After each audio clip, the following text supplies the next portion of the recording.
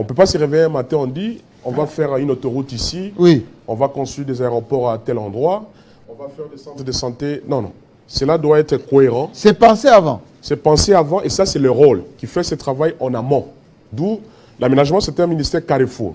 C'est un ministère transversal. C'est comme ça que dans l'opinion, les gens ont tendance à confondre l'aménagement avec les infrastructures, avec l'urbanisme. Parce que, si vous lisez dans les attributions au point 4, nous sommes chargés de la rénovation, de la conception et de la construction de nouvelles villes.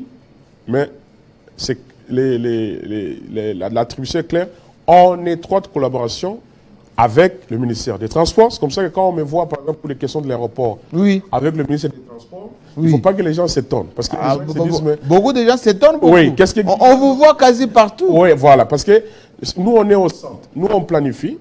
Parce que tous ces équipements, même pour ce qui est de la répartition des équipements sur l'ensemble du territoire, pour qu'il y ait l'équité et l'équilibre. Équité et équilibre. Oui. On ne doit pas avoir des aéroports internationaux à tel endroit et pas à tel autre. Si vous regardez bien dans l'histoire de notre pays, pendant la colonisation, l'aménagement du territoire a été extraverti. Oui.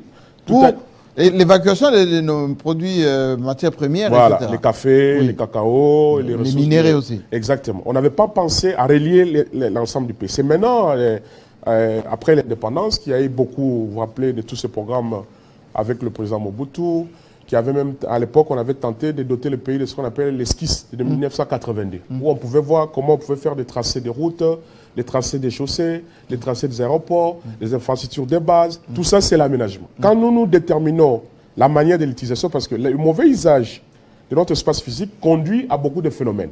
Les éboulements, les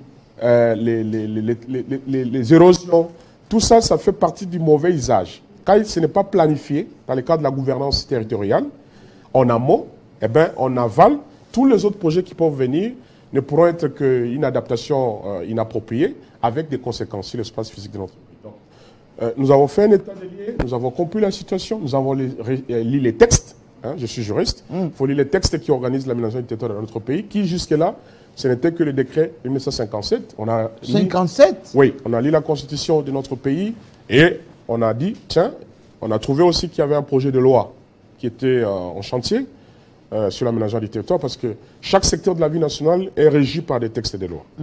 Même pour instituer des taxes, des impôts, pour réglementer le comportement de la population, il faut que cela soit assis sur un texte légal. Et il y avait un projet de loi qui était en chantier, qui nous avait amené exactement le 26 octobre, nous sommes allés au Parlement pour défendre. Et ça a été déclaré recevable et c'est en cours, on attend que cela soit... Et ça sera promulgué bientôt. Voilà un peu, donc l'état des lieux nous a permis de comprendre un peu. J'aimerais bien les chiffres et les tableaux clés de ces ministères, aménagement du territoire. Que la régie avance, parce que ceux qui sont à la maison, après avoir compris ce que vous venez de dire, veulent que ça soit schématisé. Oui, comme vous pouvez, si je peux me permettre. Oui, je vous en prie. Vous allez voir ici, oui. Quand nous sommes arrivés à la tête de ce ministère, oui. Il y avait pratiquement l'absence du cadre juridique et institutionnel.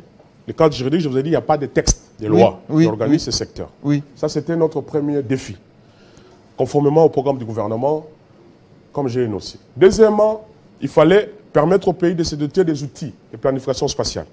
Ces outils, il y en a 4. Il y a la PNAT, donc la politique nationale d'aménagement du territoire. Vous avez le schéma national d'aménagement du territoire. Vous avez les guides méthodologiques de l'aménagement du territoire. Et puis vous avez la loi sur l'aménagement du territoire. Ça, c'était le deuxième défi. Troisièmement, il fallait faire la conception et la mise en œuvre des projets en lien avec l'aménagement du territoire. Parce que les gens se posent la question. C'est quoi l'aménagement du territoire? Parce qu'au-delà des textes, au-delà du cadre juridique, il faut que dans le vécu quotidien des Congolais, qu'on constate que, il y a l'aménagement du territoire. Et là, pour être plus concret, nous sommes allés dans des projets de villes durables. Nous avons conçu beaucoup de projets, principalement avec l'AFD, l'Agence française de développement, pour la construction d'une nouvelle ville de Boma. Vous vous rappelez que Boma, c'est notre ancienne capitale. Oui, oui. Vivi, à l'époque, on a Vivi. Et c'est un projet de 50 millions d'euros, en raison de 40 millions en emprunt et 10 millions... Par les Français.